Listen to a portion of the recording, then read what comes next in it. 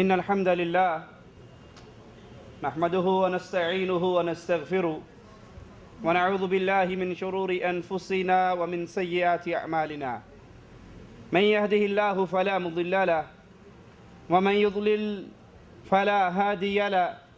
أشهد أن لا إله إلا الله وحده لا شريك له وأشهد أن محمدًا عبده ورسوله أما بعد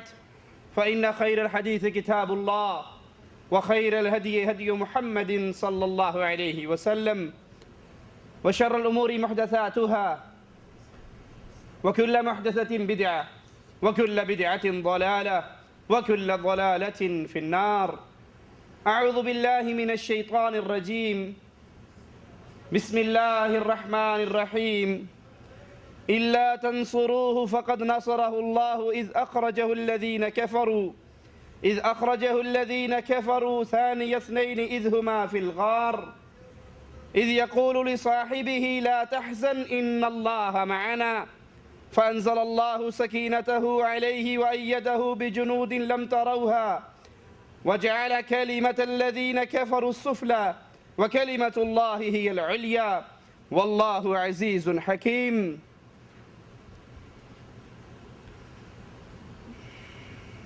ابو بکر صدیق رضی اللہ عنہ وارضا کی سیرت، اسلام کے لیے آپ کی خدمات، اس پر انشاءاللہ اللہ کی توفیق سے گفتگو کریں گے. آپ کا نام عبد الکعبہ تھا. جب آپ مسلمان ہوئے تو رسول اللہ صلی اللہ علیہ وسلم نے آپ کا نام عبداللہ رکھا. آپ کی کنیت ابو بکر اور آپ کا لقب صدیق. آپ کے والد کا نام عثمان اور ان کی کنیت ابو قحافہ، والدہ کا نام سلمہ. ابو بکر کا شمار سرداران مکہ میں ہوا کرتا تھا. جب رسول اللہ صلی اللہ علیہ وسلم نے لا الہ الا اللہ کی دعوت اہل مکہ کے سامنے پیش کی تو ابو بکر صدیق رضی اللہ عنہ وارضا وہ پہلے شخص تھے جو مردوں میں سب سے پہلے ایمان لے کر آئے. اور رسول اللہ صلی اللہ علیہ وسلم کے ساتھ ابتدائی طور پر نماز پڑھنے والوں میں بھی آپ کا نام شمار کیا جاتا ہے. ابو بکر صدیق رضی اللہ عنہ وارضا اسلام لاتے ہی وہ لا الہ الا اللہ کی دعوت جس کو آپ نے تسلیم کیا، آپ نے مانا، اس کی نشر و اشاعت میں مشغول ہو گئے. آپ کا لوگوں سے ملنا جلنا بہت زیادہ ہوا کرتا تھا. اسی لیے آپ نے جب اس دعوت کو عوام میں، اپنے دوستوں میں، اپنی مجلسوں میں بیان کرنا شروع کیا تو آپ کی دعوت سے، آپ کی تبلیغ سے بہت سے لوگ مسلمان ہوئے، جن میں عثمان غنی رضی اللہ عنہ وارضا، حضرت زبیر، عبد الرحمن بن عوف، طلحہ بن عبید اللہ، سعد بن ابی وقاص. یہ ابو بکر صدیق رضی اللہ عنہ وارضا کی دعوت سے، ان کی محنت سے، ان کی کوششوں سے اسلام کے اندر داخل ہوئے اور لا الہ الا اللہ پڑھ کر اللہ کے نبی علیہ السلام کے ابتدائی ساتھیوں میں شامل ہوئے. حضرت بلال رضی اللہ عنہ وارضا جب اس لا الہ الا اللہ کی دعوت کو سنتے ہیں دل میں اتر جاتی ہے، ایمان لے آتے ہیں. ان کا مالک، کیونکہ حضرت بلال غلام تھے، اس لا الہ الا اللہ کے پڑھنے کے جرم میں ظلم کی چکی میں آپ کو پیس کے رکھ دیتا، کہیں تپتی ہوئی ریت پہ لٹا دیتا، کہیں بھاری پتھر آپ کے سینے پہ رکھ دیتا، کہیں آپ کو رسیوں میں باندھ کر مکے کی گلیوں میں گھسیٹتا. حضرت بلال رضی اللہ عنہ وارضا لا الہ الا اللہ کی دعوت اس طرح دل میں گھر کر چکی تھی، یہ سارا ظلم برداشت کرتے رہے اور لا الہ الا اللہ کی پکار سے اس آوازے سے باز نہ آئے۔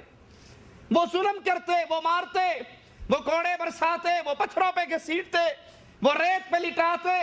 وہ چٹانوں کے نیچے دباتے، اور ان کی زبان ایک ہی لفظ کہتی رہتی، احد احد احد۔ تم جتنا مار سکتے ہو مار لو، جتنا ظلم کر سکتے ہو کر لو، بلال اپنی زبان سے یہی آواز لگائے گا، اللہ ایک ہے، اللہ ایک ہے، الہ ایک ہے۔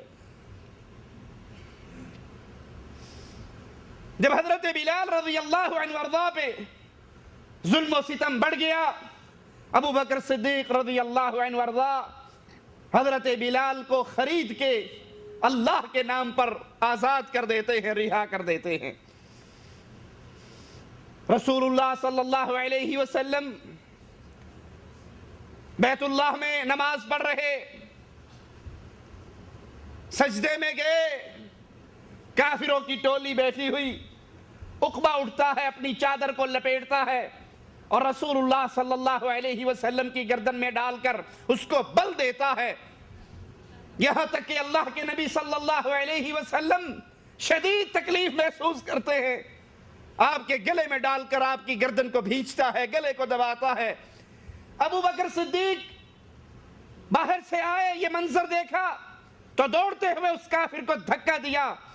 اور اپنی زبان سے یہ آواز لگائی، اتقتلون رجلا ان یقول ربی اللہ، اے ظالموں، تم اللہ کے اس بندے کو صرف اس جرم میں قتل کرنا چاہتے ہو کہ اس کا آوازہ یہ ہے کہ میں ایک اللہ کی عبادت کرتا ہوں، یہ ربی اللہ کہتا ہے،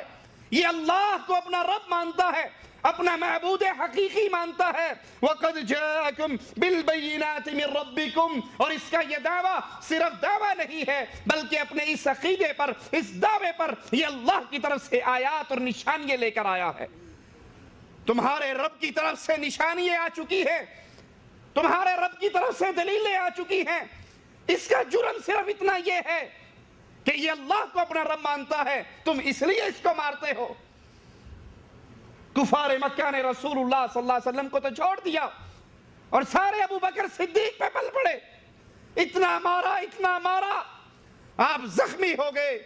چہرہ آپ کا سوج گیا۔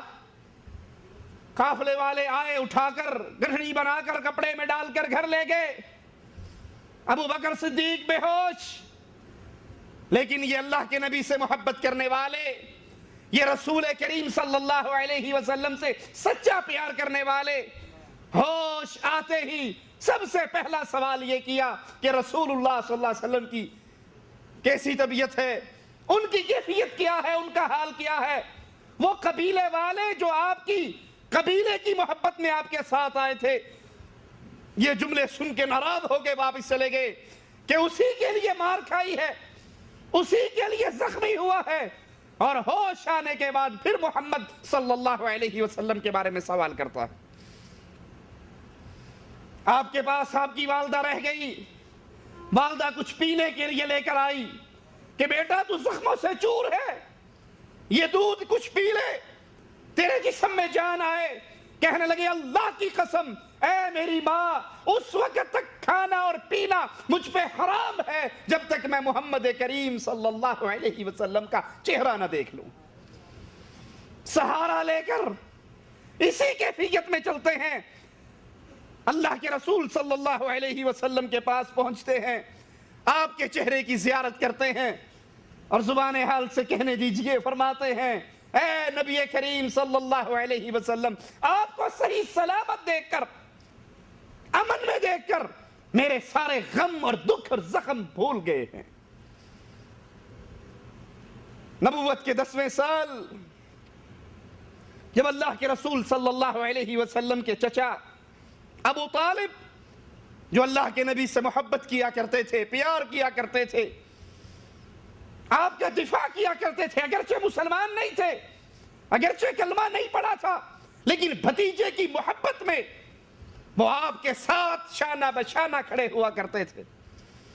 اگر کفار نے آپ کو گھاٹیوں میں بند کیا تو ابو طالب اپنے بچوں کو لے کر خود بخود آپ کے ساتھ محصور ہونے کے لیے آ گیا۔ ابو طالب فوت ہوئے اور اس کے 3 دن کے بعد حضرت خدیجہ رضی اللہ تعالی عنہ، آپ کی بیوی، غمگسار بیوی، آپ سے بے انتہا محبت کرنے والی، کہ حضرت عائشہ رضی اللہ تعالی عنہ بھی پوچھتی ہیں، اے اللہ کے نبی صلی اللہ علیہ وسلم، خدیجہ میں وہ کیا بات ہے؟ فوت ہوئے سال ہا سال گزر گئے،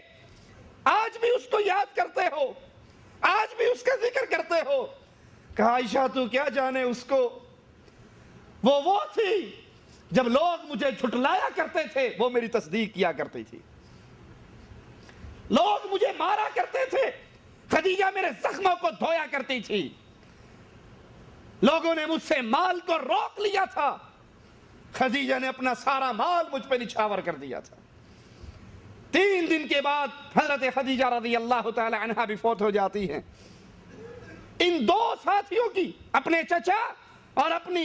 بیوی کی وفات پر آپ کو اتنا دکھ ہوتا ہے، اتنا غم ہوتا ہے کہ اس سال کا نام ہی غم والا سال پڑ جاتا ہے۔